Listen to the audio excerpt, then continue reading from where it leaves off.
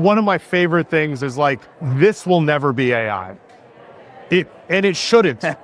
Because can you imagine walking into a conference like this and you're the only human? Are you really going to feel like you have Or it's on your headset. It would be on a headset. And you lack that like connective experience and that shared experience. Because no matter what, there's not going to be an AI that will have a shared experience that you have, dude, yourself. And if nothing else, how about just getting out of your comfort zone or out of your home? I have worked from home for 5+ years, and I love it to death, except for the days that I don't. I feel the same way.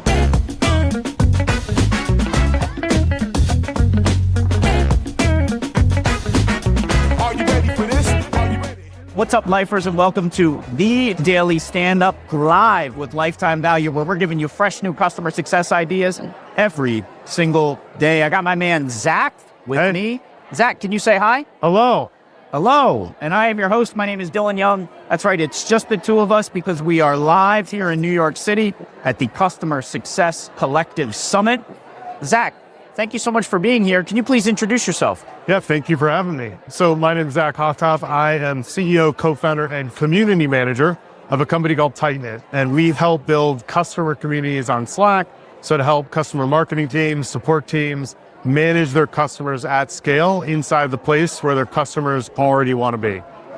So I'm interested, help me understand really quickly, before we get to the meat of this, a little bit more about tightknit. Because when I think customer community, I don't know why I always go to a forum from like the early 2000s sort of style, but Slack doesn't scream that, right? Like Slack's a lot more immediate.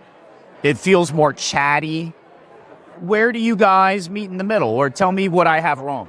No, you're right, actually. Okay. One of the benefits of tightknit is we build that old school forum around your Slack community. Because I also think the same way you do, right? Yeah. So to give you my background, I started at Salesforce in 2015 on the customer community cloud, right?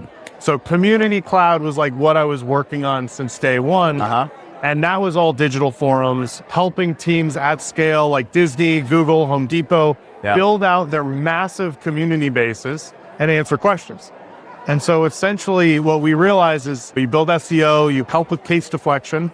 And so when you take a Slack community, which has this unbelievable amount of conversational content, and you bring it out into a digital forum, you can actually drive way more awareness about your product, your customers, and what they're actually doing within the space. So, and just logistically speaking, the internal users of tightknit are still interacting with Slack, but the front end looks a little bit more like that forum sort of experience. Yeah, I mean, the way that we think about it is Slack is all about meeting your members where they are, right? You want to meet your customers where they are. You don't want to put them through other logins, other tools, push them back in their email. And so when we kicked off this company, we realized, all right, we got to build the next community platform, the future of enterprise communities. Do we either pull people out of where they want to be and force them into kind of this onboarding flow, or do we build the tools around them inside of Slack? Do we put gamification in Slack? Do we put events in Slack? Do we build a digital white labeled form? And the way you have this all figured out, I'm assuming you went with the latter. We went with the latter. You're good. You read between the lines. Yeah. I'm no dummy. All right. Now let's actually get to the meat of this conversation. Zach, we do one thing here and one thing only. We ask, what is on your mind when it comes to, typically it's customer success. Well, feel free to expand that out because you are here on the customer marketing track. So if you want to talk about that, let's do it. But why don't you tell me what's on your mind? I mean, that's a great call out. One of the funny things about showing up here is that community lifts all boats, right? Like I had to choose which of these tracks I'm a part of. But the thing that I get most excited about in the community space is kind of the world that we're moving towards.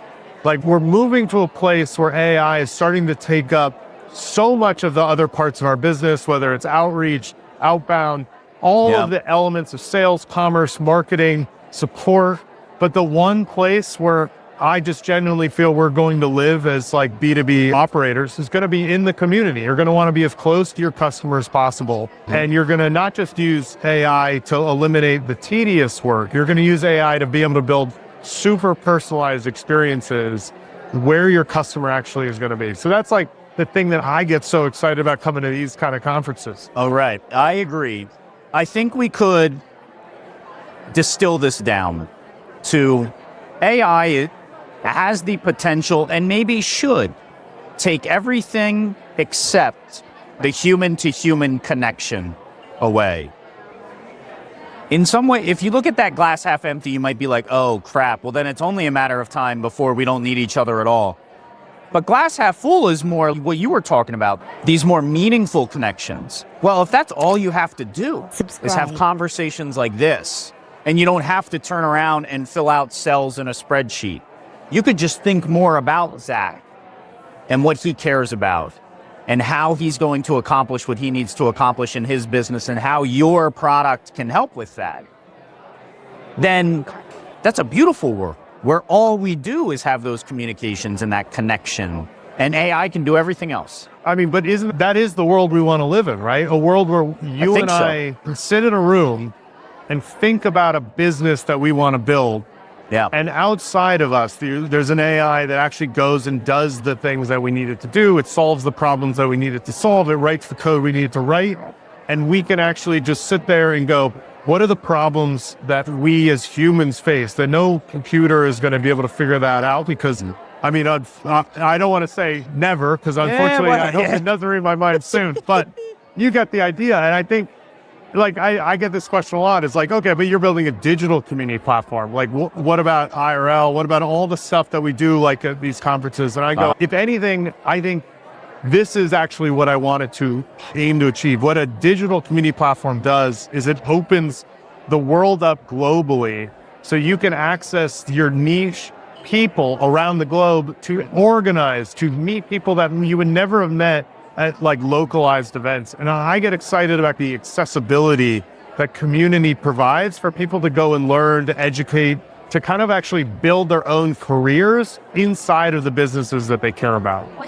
I love that. It may not be in person, and I don't think anybody is saying a digital community will ever replace that, but it's a fantastic complement. And in many ways, it broadens your horizons of possibilities for in-person. Like, in many ways, I found the Customer Success Collective digitally, but where I found the most value is in those in-person engagements. But I never would have had access to them or known about the opportunity of them if I hadn't first learned about them digitally. And it's the same with meeting people. Yeah, and I mean, one of the fun parts about community, and almost like you're saying, is it's not exclusive to any industry. Like, so I know a community builder who only builds communities for podcasters. That's his only job. That's his entire thing. He goes and he builds communities for podcasters because when you stop listening to us, you want to actually start collaborating with people that like care about what you're talking about. And so it's those points in between live events, in between podcasts, in between product life cycles where your customers have real viable questions that cover the 90% of things that they don't hear about in the content in which they're exploring. And so I think that's the huge momentum that's starting to build that you're seeing with LinkedIn and Reddit, where we're actually going to these, yes, they're social networks, which is, we could talk about that for days, but a large community. And they're trying to find the things that they care about, that they want to explore themselves. I already mentioned this idea of human-to-human connection, but I do honestly believe in the older I get, I never used to care about this when I was younger, but the older I get, the only thing I care about and crave is human connection. And anything that can get me there, that's great. There's a lot of tools that help me get there, like LinkedIn has its pros and its cons. Something like this has its pros and its cons. Like, this sort of environment is super exhausting for me because of whatever it does to my brain. But you just don't have this sort of opportunity elsewhere. So it's that human-to-human connection in whatever capacity you want to find it. I think they all complement each other. Some of them are unique, but I think that's why something like tightknit has a place in the world, because I think a lot also about reducing friction. How do you reduce the friction in the tasks you're trying to accomplish, or the desires or the outcomes you're trying to drive towards? And something, I mean, digitally is unmatched for that. It's digitally unmatched. And I think at the same time, we get so nervous about our customers meeting our customers, and we try to keep it as like an audience where it's us speaking to them. Yeah. But one of the greatest things that you'll see as like an early business is when you get to see one of your customers either help the other customer or like even tell them like why a feature might or might not help them, and like guide them as someone who might be more experienced in the space. It's one of those moments where you go, I can't believe this worked out, because if it had just come to you directly, you would have gone and built that feature, you would have tried to solve that problem. But hearing it from another customer is one of the greatest ways to dissolve that experience into the ethos of your business. A champion, I'm just having this realization. I wonder if you agree.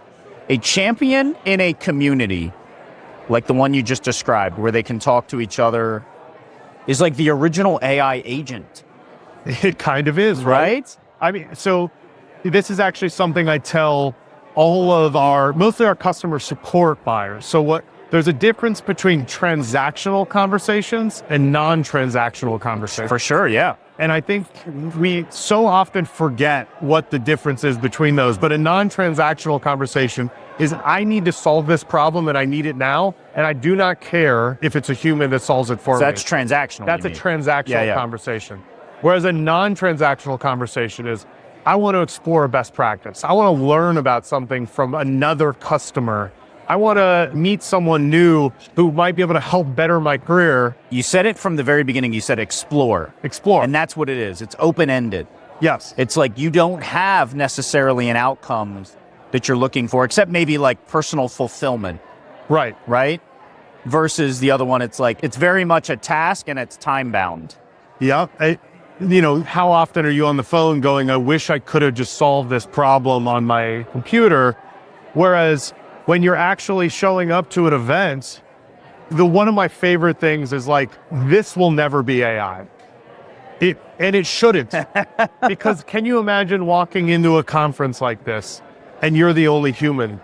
Are you really going to feel like you have Or it's on your headset. It would be on a headset. And you lack that like connective experience and that shared experience, because no matter what, there's not going to be an AI that will have a shared experience that you have, dude. yourself. And if nothing else, how about just getting out of your comfort zone or like out of your home? I have worked from home for 5+ years and I love it to death, except for the days that I don't. I feel the same way. Same exact way. And so this is a fantastic way to kill so many birds with one stone. Yeah. Of meeting people, but also breaking your routine and maybe getting away from your crazy toddlers. I don't think you could ever get rid of it, because part of it is it's not supposed to be easier necessarily, which is much of what AI is trying to solve for these days. Right. I mean, I think that obviously the utopian view of AI is that we eliminate the tedious parts of our lives so we can be more strategic, we can be more creative, we can start to think about the problems and the dreams that we could not solve because the capital wouldn't allow us to do it. And that, I think, is where like the future workspace, the future community platforms, if you bring enough people together, those collective visions become real. And I think that's what I want every business to think about, is your business's only moat is the vision of your community around it. You want people to come to you and go, look, even though this product just built something better and cooler, I don't know who's behind it. I don't know why they're building it. And people want to be part of a story, right? I was going to say story. There's a bit of experience to 100%. It all. Zach, we could keep going, but that is our time. I love it. You should come back. We should continue this conversation because I love this idea and your vision sounds incredible. Tightknit.ai. Tightknit.ai until one day I can make enough money to buy that .com.